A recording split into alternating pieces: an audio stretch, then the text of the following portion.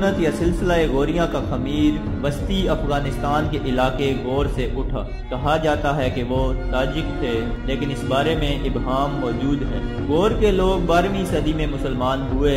ابو علی بن محمد جو 1011 سے 1035 تک اقتدار میں رہا، سلطنت غوریہ کا پہلا حاکم مسلمان تھا جس نے غور میں مساجد اور مدارس تعمیر کیے۔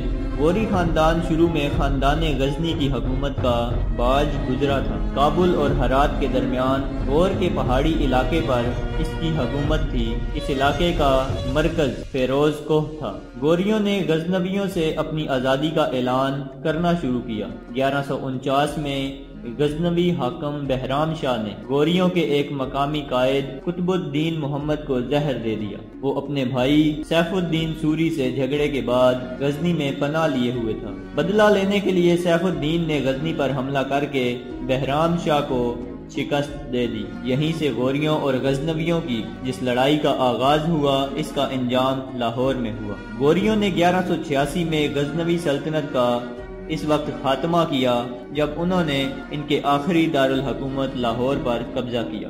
اپنے عروج کے دور میں غوری سلطنت خراسان سے بنگال تک پھیل گئی تھی۔ جب غوریوں کی سلطنت کا خاتمہ ہوا تو خراسان و ایران میں خوارزمی سلطنت قائم ہوئی، جبکہ شمالی ہندوستان میں مملوک سربراہ اقتدار آئے۔ سیف الدین سوری نے بہرام شاہ غزنوی کے زمانے میں غزنی پر حملہ کرنے اور شہر پر قبضہ کرنے کے بعد سلطان کا لقب اختیار کیا، لیکن بہرام شاہ نے جلد ہی غزنی کو اس سے چھین لیا اور سیف الدین کو قتل کرا دیا۔ جب سیف الدین کے بھائی علاء الدین حسین کو اطلاع ملی تو اس نے بھائی کا انتقام لینے کے لیے غزنی پر حملہ کر دیا اور شہر کو آگ لگا دی اور 7 دن تک قتل عام کیا۔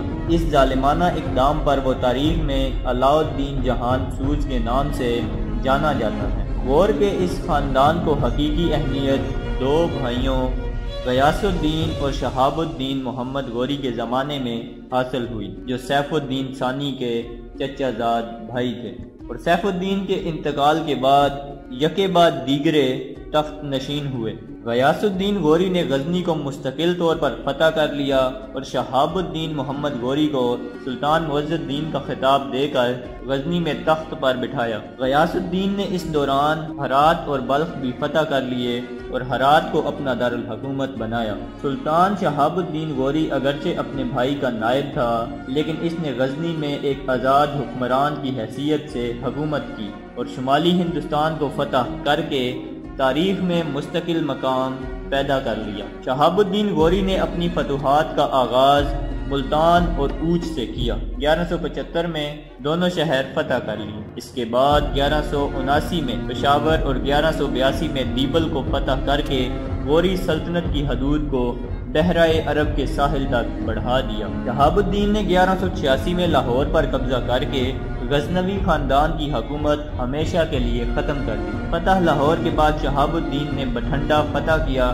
جس پر دہلی اور اجمیر کا ہندو راجہ پرتھوی راج چوہان ایک زبردست فوج لے کر اس کے مقابلے پر آیا اور تلاوڑی کے میدان میں شہاب الدین کو شکست دی۔ لیکن شہاب الدین نے اگلے ہی سال پچھلی شکست کا بدلہ چکاتے ہوئے نہ صرف پرتھوی راج کو شکست دی بلکہ وہ جنگ میں مارا بھی گیا۔ شہاب نے آگے بڑھ کر دہلی اور اجمیر کو فتح کر لیا اور اس کے سپہ سالار بختیار خلجی نے بہار اور بنگال کو زیر نگین کیا۔ محترم ناظر ہے، جس نے 18 آدمیوں کے ساتھ ایک بہت بڑے علاقے کو فتح کیا، یوں پورا شمالی ہندوستان ان کے قبضے میں آ گیا۔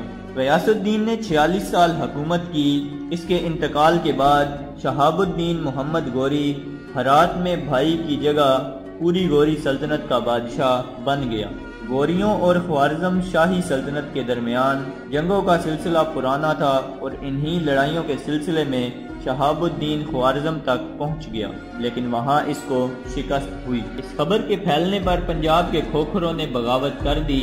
محمد غوری فوراً پنجاب آیا اور بغاوت فروغ کی، لیکن بغاوت فروغ کرنے کے بعد جب وہ واپس جا رہا تھا تو دریائے جہلم کے کنارے ایک اسماعیلی فدائی نے حملہ کر کے اسے قتل کر دیا۔ اس کے بعد غوری خاندان کی حکومت بھی ختم ہو گئی۔